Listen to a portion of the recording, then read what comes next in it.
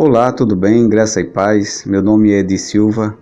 Quero estudar com você hoje um assunto muito importante que se encontra no livro de Daniel. Qual a importância de se entender essa profecia? E por que ela é tão significativa no contexto bíblico para nós entendermos o que está acontecendo em nossos dias? Eu quero focar hoje sobre estes 2.300 anos que Daniel, em seu tempo, teve esta visão, porém não entendeu. Mas o anjo deixa bem claro que essa profecia não seria para o seu tempo, e sim para o tempo do fim. Quero hoje mostrar para você que o capítulo 8 e o capítulo 9 faz parte da mesma profecia. Durante muito tempo, muitos teólogos têm discordado um do outro sobre essa interpretação. Alguns acreditam que elas são relevantes para os nossos dias. E eu quero deixar para vocês aquilo que eu entendo dessa profecia. Daniel teve esta visão, ele ficou perturbado, pois não conseguiram entender o significado da mesma. Até 2.300 tardes e manhãs, o santuário seria purificado. A pergunta é: que santuário seria purificado? E de que seria purificado? Para entendermos melhor essa profecia, precisamos ir para o livro de Êxodo, onde Deus dá um projeto a Moisés para que ele pudesse construir. Deus mostra para Moisés a referência, o santuário. O santuário era dividido em 3 compartimentos: o pátio, o santo e o santíssimo. No serviço do pátio era onde era oferecido o holocausto, as ofertas. O santo era onde o sacerdote entrava para aspergir o sangue do animal sacrificado.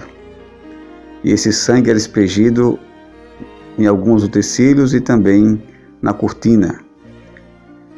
No Santíssimo era o lugar onde o sumo sacerdote, somente ele poderia entrar, e ele entraria uma vez ao ano. Esse ritual representava a intercessão do sacerdote e o juízo pelo sumo sacerdote, que aconteceria uma vez ao ano. Durante todo o período do ano, o sacerdote era ele quem fazia a intercessão e era ele que fazia os rituais. Esse ritual, o pecador cometia tal pecado, ele vinha, confessava seu pecado a Deus, colocaria a mão sobre o animal, e esse pecado simbolicamente era transferido para a ovelha, e ele próprio a sacrificava. O inocente pagaria pelo pecador, e este sangue ele era levado pelo sacerdote e era aspergido, como já lhe falei, em alguns utensílios, inclusive na cortina, onde ele ficava ali acumulado durante o ano todo. Esse ritual ninguém ficava de fora, todos participavam, mas tinha um dia ao ano, chamado Yom Kippur, dia do juízo, onde o sumo sacerdote ele fazia a intercessão por ele, por sua família e por todo Israel. Mas o livro de Daniel fala que o santuário seria purificado ao fim dos 2.300 anos. Mas se você notar, todo o ritual representava Jesus Cristo. Jesus como a luz da vida, representada pelo candelabro. Jesus como o pão da vida, representada pelos pães da propiciação. Jesus como a água da vida, representada pela água na bacia onde o sacerdote lavava suas mãos. Jesus como o Cordeiro de Deus que tira o pecado do mundo, representado pela ovelha que era sacrificada, ou o animal. Todo esse ritual representava Jesus como nosso mediador, representado pelo sacerdote, e Jesus também como juiz, representado pelo sumo sacerdote. Essa representação do ritual, da cerimônia, que acontecia durante todo o ano, e em especial um dia no ano onde sumo sacerdote fazia o seu ritual anual uma única vez, na qual os pecados cometidos por Israel eram transferidos para um bode chamado Azazel, onde ele era levado para o deserto, onde ali ele morreria de fome, de sede e de frio. Isso representava também o final, onde o diabo, Satanás, receberá sobre si pecados da humanidade. Então, se existiu esse ritual, eu acredito que fica bem claro que o verdadeiro sentido não era aquele ritual terrestre, aquele santuário no qual foi feito por mão humana, pois a própria Bíblia diz que Deus não habita em santuário feito por mão humana, ou seja, a morada de Deus se encontra no céu. E a história do pecado se originou-se lá no céu. Então, se nós pararmos para analisar o sentido real dessa cerimônia, que era apenas uma sombra, era para apontar de forma didática o que está acontecendo no céu. Qual é a obra de Jesus Cristo hoje, já que o cumprimento de sua vinda, a primeira, dentro do entendimento do santuário, ele veio como oferta, como sacrifício. E ao morrer, ele cumpriu a promessa do Cordeiro de Deus que tira o pecado do mundo, a promessa que foi feita no Éden, o plano da redenção que estava preparado desde a fundação do mundo. Esse plano foi revelado na vida de Cristo, mas após seu sacrifício, o plano, ele não se encerrou na cruz, mas continuou, não como oferta, mas como agora intercessor, já que o seu cumprimento como oferta, ele acabara de fazer. Então Jesus passa agora a fazer o trabalho de intercessão. O próprio apóstolo diz: filhinhos, não pequeis, mas se todavia pecar, temos um advogado, Jesus Cristo, o justo. Então esse mesmo Jesus intercede hoje por cada um de nós. E o interessante que a própria Bíblia diz que Deus a ninguém julga, mas deu a seu Filho o direito de julgar. Então, mais uma vez, podemos ver que Deus, ele através do santuário, revelou esse serviço maravilhoso que Deus está fazendo pela humanidade nos dias de hoje. Mas alguns dizem que a profecia, ela começa a contar do ano 70, os 2.300 anos. Mas, meu amigo, o próprio livro de Daniel, capítulo 8, e no capítulo 9, menciona as 70 semanas, que alguns dizem ser distinta dos 2.300 anos.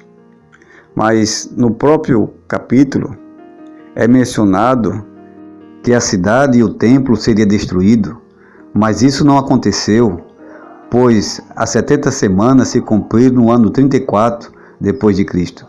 Mas sim no ano 70, Jerusalém foi invadida e o Império Romano entrou, devastou, destruiu e também destruiu o templo. Então, se essa profecia ela fosse distinta, ela chegaria até o ano 70, mas ela não chega, ela chega até o ano 34.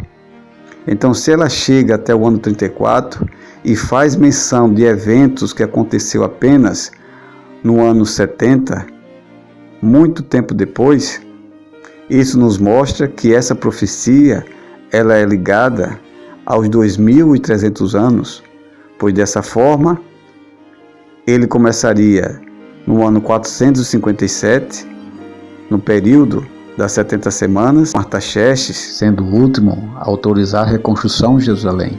E as 70 semanas, ela se estende e finaliza no ano 34. Outro ponto muito interessante é que pecado foi purificado no ano 70, já que no ano 70 o santuário perdeu o seu sentido, perdeu o seu valor, a cerimônia já não mais precisava se fazer, pois o verdadeiro sacrifício já teria sido feito. Então, nessa data de 70, não tinha necessidade nenhuma de purificar o templo, já que esse ritual ficou para trás. O sacrifício, as ofertas e todo esse ritual perdera o seu valor quando Cristo morreu na cruz. A cortina rasgada de alto a baixo, simbolizando que a verdadeira oferta tinha sido feita. Então, o santuário terrestre não tinha nenhum valor no ano 70, no sentido de purificação. Todo esse ritual foi cravado na cruz. Então, no ano 70, essa cerimônia já tinha perdido seu valor. Outro detalhe a ser mencionado é que quando o indivíduo peca ou pecava, o sangue era representado pelo seu pecado e era acumulado na cortina. Mas era apenas uma simbologia. O pecado do pecador não tem como ser colocado em um local, não tem como ser guardado em uma caixa, em um cofre, dentro de um recipiente ou em quatro paredes.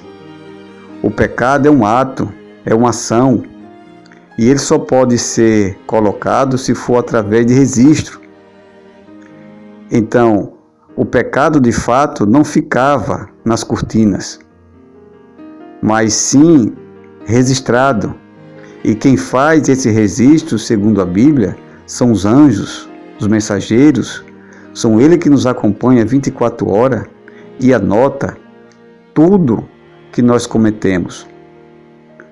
E o interessante é que a Bíblia nos diz que um dia nós vamos dar conta a Deus pelos nossos pecados e seremos julgados por aquilo que está escrito no livro. O próprio Moisés, intercedendo pelo povo, pediu para que o seu nome fosse riscado do livro, se caso Deus não perdoasse Israel.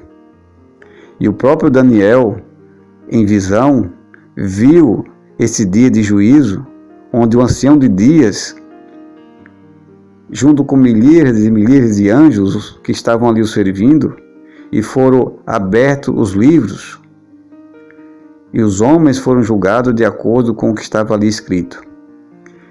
Então, o santuário terrestre era uma sombra do santuário celestial.